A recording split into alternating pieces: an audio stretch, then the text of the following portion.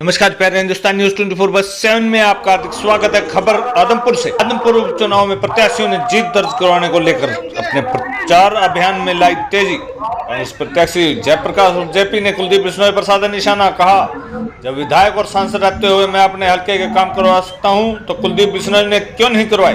भारी प्रत्याशी बताए जाने पर भी कड़ी प्रतिक्रिया देते हुए कांग्रेस प्रत्याशी ने कहा, क्या मैं लंदन का हूँ, इतना सा हरियाणा है। कुलदीप की पत्नी हालसी से और उनका भाई चंद्रमोहन बिश्नोई पंचकुला से लड़े तो भारी नहीं, तो फिर मैं भारी कैसे हो गया। कुलदीप बिश्नोई पर दलित विरोधी मानसिकता का आरोप लगाते हुए जयप्रकाश और जेपी ने कहा, क्या दलित का बेटा प्रदेश अध्यक्ष नहीं बन सकता। उदयमान को अध्यक्ष बनाए जाने पर विरोध करते हुए कुलदीप बिश्नोई ने छोड़ दी थी पार्टी। इससे साफ जाहिर है कि कुलदीप बिश्नोई है दलित विरोधी। कांग्रेस प्रत्याशी जयप्रकाश और जेपी ने शुक्रवार को आदमपुर हल्के के गांव लाडवी का किया दौरा। गांव वालों ने उनका बाइक और ट्रैक्टर रैली के साथ किया जोरदार स्वागत। आदमपुर से अनुपम सैन की रिपोर्ट।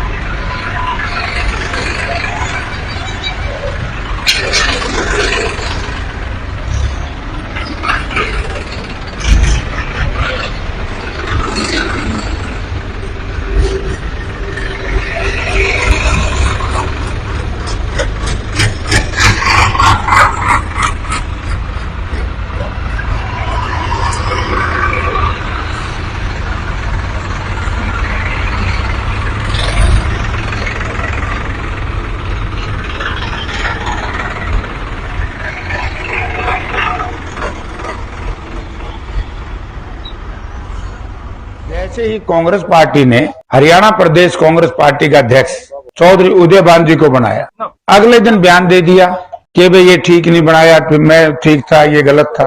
10 प्रकार के बयान दिए।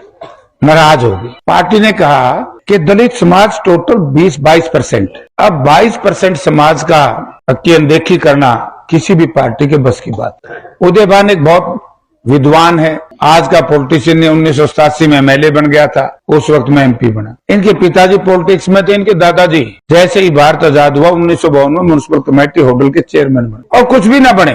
मैं एक बात पूछना चाहता हूँ, आप पूछना। विशेष तौर से मैं मेरे दलित समाज के भाइयों से कहना चाहूँ, क्या दलित के घर में पैदा होकर के, साधारण घर में पैदा होकर के राजनीति करना पाप है, या अच्छे परिवारों में नकम्मे नालायक पैदा हो जाएं उनको जनता झेले वो को अच्छी बात है। मैं कहता हूं कि जो गरीब के घर में पैदा होगा, साधारण घर में पैदा होगा, वो आपकी सेवा करे। या तो कुलदीप बिश्नोई ये बताए, भारतीय जनता पार्टी ये बताए कि उसके उम्मीदवार ने दलित समाज का विरोध क्यों किया। अगर दलित समाज का विरोध किया तो मैं दलित समाज के भाइयों से कहना चाहूंगा कि बीजेपी का कोई कार्यकर्ता आपके गांव में आए, उनको ये कहे कि जब आपकी पार्टी के उम्मीदवारों ने हमसे नफरत है तो हम तुम्हें वोट क्यों। कुलदीप बिश्नोई आपके बीच में आकर के कह करके गया कि भाई मैं तो इसलिए बीजेपी का साथ दिया, इनकी सरकार है और मैं विकास कार्य कराऊंगा। पहले किसी ने रोका था। 2004 से लेकर के 2009 तक मैं भी एमपी था, कुलदीप बिश्नोई भी एमपी। जब मैं हिसार में यूनिवर्सिटी बना सकता हूँ, हिसार हांसी रोहतक रेलवे लाइन को हुड्डा साहब से जुड़वा सकता हूँ, हिसार में 2 एक्सप्रेस हाईवे बनवा सकता हूँ, हिसार शहर को काउंटर मैग्नेट टाउन बनवा सकता हूँ जिसका सारा खर्चा भारत सरकार देती। बरवाड़ा में हम थर्मल पावर प्लांट लगवा सकते हैं, बरवाड़ा को सब डिवीजन का दर्जा दिलवा सकते हैं। तो ये लोग क्यों नहीं भाई। ये भी कांग्रेस बाहर का मैं लंदन में हूँ, इतना का हरियाणा है। अब बाहर का तो ये लोग हैं, तो गोल्ड फ्लिंग में हुए हैं। मैं ज्यादा जींद में यहाँ से 70 किलोमीटर है। जींद हिसार पार्लियामेंट क्षेत्र का हिस्सा रहा है।